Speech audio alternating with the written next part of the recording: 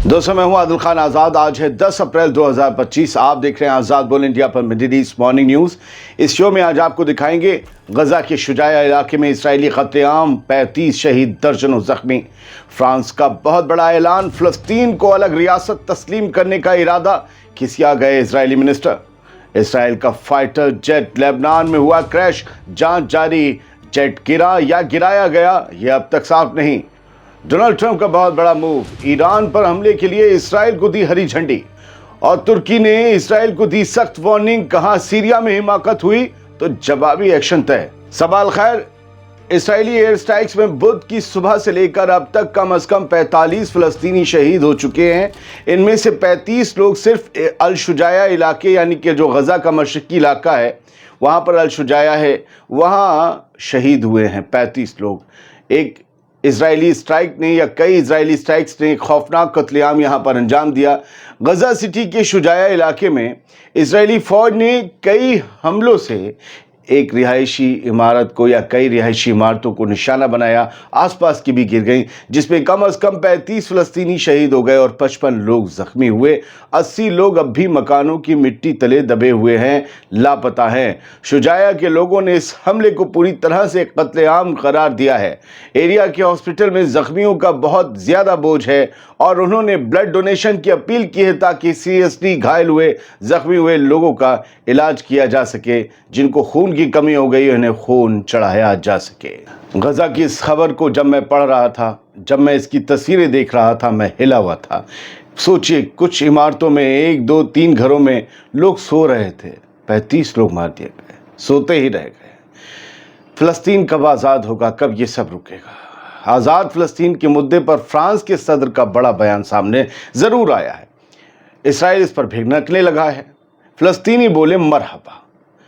Europe के सबसे ताकतवर ममालिक में से एक फ्रांस अब फ़लस्तीन को अलग रियासत, अलग मुल्क बनाने के हक में आकर खड़ा हो गया है और बड़ी मजबूती से। एमैनुअल मैक्रोन का बयान मिस्री सदर फातिह अल सीसी और जॉर्डन के किंग अब्दुल्ला II से मुलाकात के बाद सामने आया है।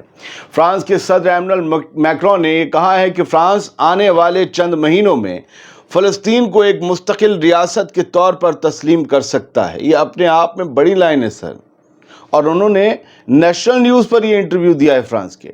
मैक्रोन ने बुध की रात को एक इंटरव्यू में कहा कि वो इस फैसले को इसी जून 2025 में होने वाली यूनाइटेड नेशंस कॉन्फ्रेंस में फाइनलाइज करना चाहते हैं, जिसे फ्रांस और सऊदी अरब मिलकर होस्ट करेंगे। फ्रांस और सऊदी अरब इस कॉन्फ्रेंस को होस्ट करेंगे। फ्रांस वहां पर ऑफिशियल ऐलान कर सकता है फ़लस्तीन को तस्लीम करने का। मैक्रोन का कहना था कि हमें इसे तस्लीम करने की तरफ बढ़ना होगा और हम चंद महीनों में ऐसा करेंगे भी। और मैं ये किसी को खुश करने के लिए नहीं कह रहा, बल्कि इसलिए करूंगा क्योंकि किसी वक्त ये सही साबित होगा। फ़लस्तीन की minister of state for foreign affairs वारसेन आगा बिकेन शाहीन ने इस बयान के बाद कहा कि फ्रांस का यह कदम फ़लस्तीनी आवाम के हुकूक के तहफ़्फ़ुज़ और 2 स्टेट हल के मुताबिक एक सही और बेहतरीन कदम होगा।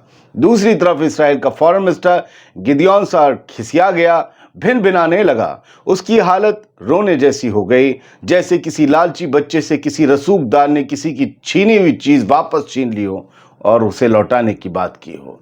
इसराइल के फॉरेन मिनिस्टर ने कहा कि फ़लस्तीनी रियासत, फ़लस्तीनी स्टेट की किसी भी एक तरफा तस्लीम का मतलब हमास के लिए सपोर्ट देना होगा। मतलब 23 लाख लोगों के लिए लिया गया फैसला इन्हें चंद हजार हमास के फाइटर्स के लिए लिया गया फैसला लगता है। अपने ख्वाब और अपने मंसूबे टूट रहे हैं ना। कहाँ सेटलमेंट बनाएंगे, कहाँ लाकर वो झगड़ा करने वाले दंगाई सेटलर बसाएंगे। इजरायली मिनिस्टर सार ने एक्स पर लिखा कि असलियत में एक फर्जी फ़लस्तीनी रियासत की तस्लीम दहशतगर्दी के लिए इनाम और हमास के लिए हिमायत होगी। गिदियोन सार का रोना जारी रहेगा, लेकिन फ्रांस का الگ فلسطین کے حق میں آ کر کھڑا ہو جانا اسرائیل اور امریکہ کے لیے بھی جھٹکا ہے، کیونکہ نیتن یاہو کسی فلسطینی ریاست کے وجود کو ہی نکارتا ہے، جبکہ ڈونلڈ ٹرمپ غزہ کو قبضانے اور ویسٹ بینک کو اسرائیل میں ملانے کی حسرت جتا چکا ہے۔ فرانس ایسا کرنے والا پہلا ملک نہیں ہے۔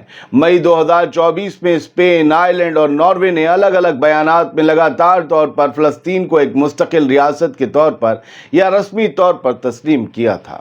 یہ ملک یہ کر رہے ہیں۔ فرانس اگر یہ کر جاتا ہے تو یاد رکھیے بڑی کروٹ ہوگی۔ اب ایک بڑی خبر لیکن مختصر طور پر، اسرائیل کے ایئر فورس کا ایک فائٹر جیٹ لبنان میں گر گیا ہے۔ اسرائیل کی فوج یعنی IDF نے بدھ کی رات کو اس بات کو کنفرم کیا۔ IDF کے مطابق یہ حادثہ ایک ٹیکنیکل خرابی کی وجہ سے ہوا ہے۔ فوج نے یہ بھی واضح کیا ہے کہ کسی سیکیورٹی تھریٹ یا انفارمیشن لیک کو کوئی خطرہ نہیں ہے، لیکن ہم نہیں جانتے یہ فائٹر جیٹ خود گرا ہے یا گرایا گیا ہے۔ ابھی اس متعلق باقی اخبارات میں رپورٹ نہیں آئی ہیں، خود اسرائیل رپورٹ کر رہا ہے۔ پورے واقعے کی تحقیقات جاری ہے۔ یہ خبر اتنی ہی مختصر لائنز میں لکھی گئی جتنی مختصر لائن میں نے آپ کو سنائی۔ ہم اس کو لے کر آپ کو الگ سے انفارمیشن ضرور دیں گے جب کچھ آئیں گی اپڈیٹس۔ ہاں، اگر کوئی ابھی یہ تھمبنیل لگائے کہ حزب اللہ نے گرایا فائٹر جیٹ تو اس جھوٹ پر یقین مت کریے گا، کیونکہ حزب اللہ تو اب راکٹ داغنے کی بھی ذمہ داری نہیں لے رہا۔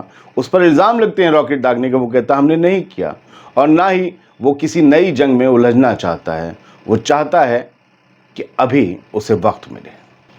اب بات ایران، امریکہ اور اسرائیل سے جڑی ہوئی۔ ایران پر حملے کو لیڈ کرنے کے لیے ڈونلڈ ٹرمپ نے اسرائیل کو ہری جھنڈی دے دی ہے۔ بڑے سیریس ایشو ہے۔ امریکہ کے صدر ڈونلڈ ٹرمپ نے بدھ کو کہا کہ اگر آنے والی نیوکلیئر بات چیت جو ایران کے ساتھ ہونے والی ہے وہ کامیاب نہ ہوتی ہے کسی وجہ سے، تو امریکہ کے ساتھ مل کر اسرائیل ایران پر ملٹری ایکشن میں لیڈ رول ادا کرے گا۔ اسرائیل ایران پر ملٹری ایکشن کو لیڈ کرے گا، یعنی آگے رہے گا۔ یہ بات اس وقت سامنے آئی جب کچھ دن پہلے ڈونلڈ ٹرمپ نے پرائم منسٹر نیتن یاہو کے ساتھ وائٹ ہاؤس میں کھڑے ہو کر کیا کہا تھا؟ یہ اناؤنس کیا تھا کہ امریکہ اور ایران کے درمیان ڈائریکٹ ٹاکس سنیچر کو ہونے والی ہیں، بڑی میٹنگ ہونے والی ہے۔ نیتن یاہو چونک گیا کہ ہم تو سوچ رہے تھے حملہ کریں گے، اور اب یہ کہہ رہے ہیں ہم میٹنگ کریں گے ایران سے۔ اب پھر ڈونلڈ ٹرمپ نے جو ہے کہا کہ اگر بات چیت ناکام رہی تو پھر یہ ہوگا، اور جب یہ ہوگا تو اسرائیل سب سے آگے ہوگا۔ بینجامن نیتن یاہو کے کیبنٹ سیکریٹری نے کہا کہ اسرائیل کو اس بات کا کوئی اندازہ نہیں تھا، اور یہ ان کے لیے اچانک تھا کہ ڈونلڈ ٹرمپ نے نیتن یاہو کے سامنے ایران سے بات چیت کا ذکر کر دیا۔ جب ٹرمپ سے اوول آفس میں پوچھا گیا تھا کہ اگر ایران نیوکلیئر ڈیل پر راضی نہ ہوا، کل رات یہ پوچھا گیا، اگر راضی نہ ہوا ایران تو کیا ملٹری ایکشن کیا جائے گا؟ تو ٹرمپ نے جواب دیا اگر ضرورت ہوئی تو ملٹری یوز ہوگی، ہم ضرور کریں گے۔ ٹرمپ نے کہا کہ اسرائیل اس میں شامل ہوگا اور وہ لیڈ کرے گا۔ اسرائیل، یہ پہلی دفعہ تھا دوستو جب ڈونلڈ ٹرمپ نے اتنے واضح طور پر، اتنا صاف اسرائیل کے ذریعے ایران پر حملہ کرنے کی دھمکی تھی، ورنہ تو اپنے دم پر کرتا تھا۔ لیکن اگلے ہی جملے میں ڈونلڈ ٹرمپ تھوڑا سا پیچھے ہٹا اور پھر کہا کہ کوئی ہمیں لیڈ نہیں کرتا۔ پہلے کہہ رہے اسرائیل لیڈ کرے گا، پھر کہتے کوئی ہمیں لیڈ نہیں کرتا، ہم وہی کرتے ہیں جو ہم کرنا چاہتے ہیں۔ ایسا لگتا ہے ڈونلڈ ٹرمپ تھوڑی دیر میں وہ جانی لیور کی نہیں آئی تھی پھر بھولا، وہ والا چکر ہو جاتا ہے۔ ٹرمپ نے یہ بھی کہا کہ اگر ضرورت پڑی تو امریکہ بالکل ملٹری فورس کا یوز کرے گا، اور ان کے پاس ایک ٹائم لائن بھی ہے، ٹائم لائن بنا لی کب کیا کرنا ہے، ٹائم لائن بھی ہے، لیکن اس کی تفصیل نہیں دی ڈونلڈ ٹرمپ نے، اس کا ذکر نہیں کیا۔ رپورٹس کے مطابق ڈونلڈ ٹرمپ نے اس پروسیس کو 2 مہینے کا ٹائم دیا ہے۔ اگر 2 مہینے میں ایران ٹرمپ کی، امریکہ کی بات نہیں مانتا ہے تو پھر ٹرمپ حملہ کریں گے، یہ کہا گیا۔ اب بات ترکی، اسرائیل اور سیریا، ان کا جو ٹرائنگل بن گیا ہے اس کی ٹینشن کو لے کر ترکی نے اسرائیل کو اشارہ دیا ہے کہ ہم تم سے لڑائی نہیں لڑنا چاہتے، لیکن اگر تم نے حماقت کی تو تمہاری سوچ سے پار جا کر لڑائی کی جائے گی۔ ترکی سیریا میں ٹکراؤ سے بچنے والی پالیسی پر عمل کر رہا ہے، لیکن اگر سیکیورٹی کا خطرہ ہو تو وقت پر پہلے سے ہی ایکشن لینے کے لیے ترکی تیار ہے۔ یہ بات ترکی کے فورن منسٹر ہاکان فیدان نے کہی ہے۔ فیدان نے کہا کہ ہمارا سیریا میں کسی بھی جھگڑے کا ارادہ نہیں ہے، لیکن یہ بھی واضح کیا کہ انکارا یعنی کہ ترکی کسی ایسے انسٹیبلٹی کا، کسی ایسی اتھل پتھل کا تماشا نہیں دیکھ سکتا جو ہماری قومی سیکیورٹی کے لیے خطرہ بن سکتی ہو۔ اور انہوں نے کہا کہ ضرورت پڑنے پر ہم ایسے اقدامات اٹھائیں گے جو مسئلے کو بڑھنے سے پہلے ہی ختم کر دیں۔ فیدان نے اسرائیل کو سیریا کے ایئر بیسز کو 4 مہینے سے لگاتار نشانہ بنانے پر سخت تنقید کا نشانہ بنایا اور اس ملٹری کیمپین کو ناجائز اور غیر معقول قرار دیا ہے۔ ایک طریقے سے ترکی نے کہا ہے کہ ہم تو جا رہے ہیں سیریا میں، اپنا ڈرون بیس بھی بنائیں گے، الشرع سے دوستی بھی نبھائیں گے، لیکن اگر تمہارے حملے جاری رہے تو ہم تمہیں بھی سجائیں گے۔